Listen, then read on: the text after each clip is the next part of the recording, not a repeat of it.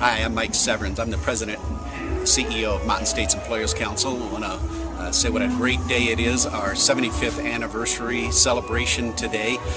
The luncheon where we have a bunch of our members joining us, and we're so fortunate to have over 3,200 members that we work with day after day, helping them with their human resource needs. And we've been in existence for 75 years now because of what we can and do for them on a day-to-day basis, and we're so fortunate to have such loyal members. We appreciate them joining us today.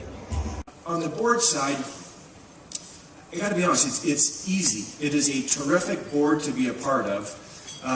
You always worry about going on a board of an organization that you have a high degree of respect for, because you get to see kind of the backroom stuff, and you can see the messy side of the organization, and sometimes that leads to disappointment.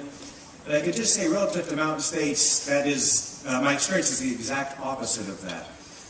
The deeper you dive, the more respect you have for the organization. It is a treat to go to the board meetings because, A, it's a first-team board. They're fun to be with. But we're able to provide counsel at the highest level, strategic things. We're not down in the weeds. I've never left a board meeting feeling like, gosh, we're so in the weeds. We feel like we're having to manage this organization. It's never that way. We always feel like we're dealing with very high-level strategic issues, and the staff is just so capable, we don't worry about the day-to-day operations. And I think that's truly a board's function. So I think that's a testimony to Mike and his leadership team. They are just top drawer. Look at some of you parents going, does it matter? Okay, how many have more than one child?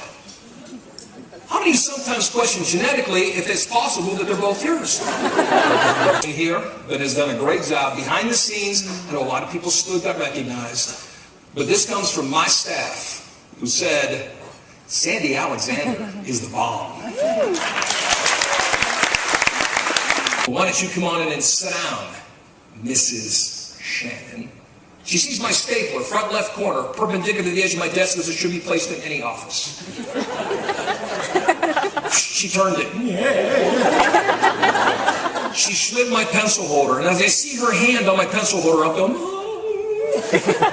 She puts down a manila folder on my desk. Let me tell you the cardinal sin. You do not put anything on a perfectionist's desk. Do not put contraband on my desk. She puts it there, and then she tells me 6 months after she's with me, there was nothing in it.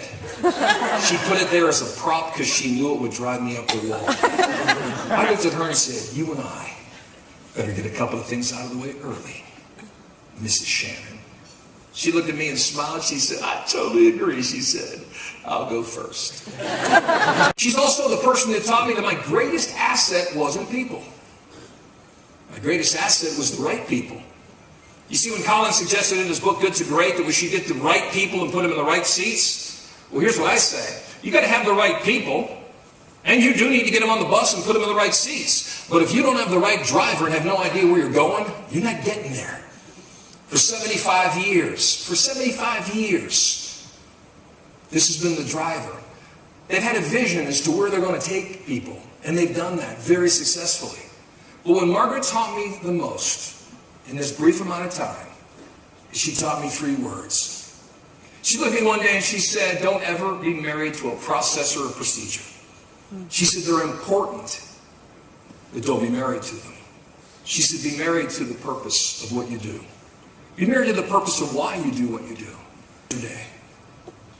But as you go back to your organization, let me ask you a question.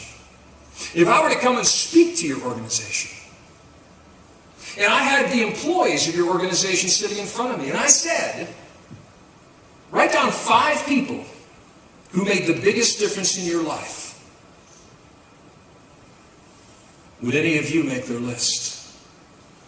You see, what Margaret said to me was, for the rest of your life, the legacy you can leave is to make sure that if somebody does make a list of 5 people who had the biggest impact in your life, that you'll be on that list. I pray every day that I make my son's list. My neighbors, my family, the boards that I serve on, the people that I influence. I want to make sure that when I leave this earth, that if somebody in my presence is asked, what person made a huge difference in your life? When I heard the stories from the board, and sitting with Kermit, with Jack, the presidents, Mike, when I hear the pride All I could think about was 5 presidents, or excuse me, 6 in 75, and 5 in 75 years. All I could think about was the purpose, the passion, the pride. But I ask you this, make someone's list. Make someone's list. Because making a difference is a matter of purpose, passion, and pride. Again, congratulations on 75 years. It was an honor to be here. Thank you so much.